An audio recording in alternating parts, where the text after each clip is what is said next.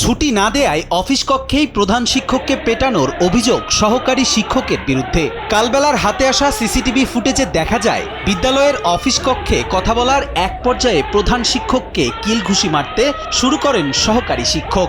শরীয়তপুরের ভেদরগঞ্জ উপজেলার ৮৭ নম্বর আব্বাস আলী সরকারি প্রাথমিক বিদ্যালয়ে এমনই ঘটনা ঘটেছে।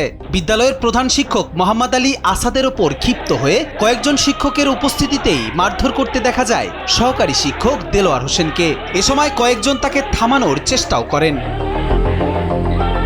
এ ঘটনায় সখীপুর থানায় লিখিত অভিযোগ করেছেন ভুক্তভোগী প্রধান শিক্ষক মোহাম্মদ আলী।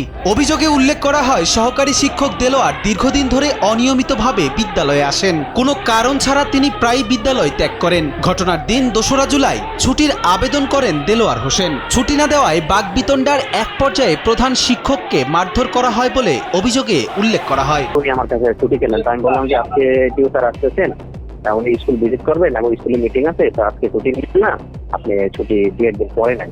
অনেক দূরে থেকে উঠে এসে ফেরে এসে আমাকে আকস্মিক ভাবে তিল গুটি এগুলো মারা শুরু করছে। আমার গলার ধরে আমার গলা চিপে ধরছে, আমাকে ঘুষি মারছে অনেকগুলো, তারপরে আমাকে লাথি মারছে। এদিকে সহকারী শিক্ষক দেলোয়ার মারধরের বিষয়টি স্বীকার করেছেন। তিনি বলেন বাকবিতণ্ডার এক পর্যায়ে হাতাহাতির ঘটনা ঘটেছে। এরকম কথা বলতে যায় মানে এক পর্যায়ে আর কি হয়তো উনিও আমার কিছু খারাপ কথা বলছে, তো আমিও বলছি, এক পর্যায়ে হাতাহাতি হয়ে গেছে।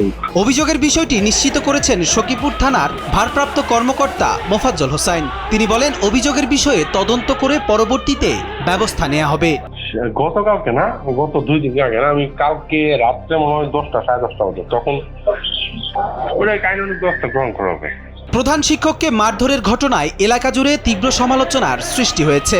স্থানীয়রা জানান বিদ্যালয়ের শিক্ষকদের মধ্যে এমন ঘটনা অত্যন্ত দুঃখজনক। কবির চৌধুরী জয়, কালবেলা।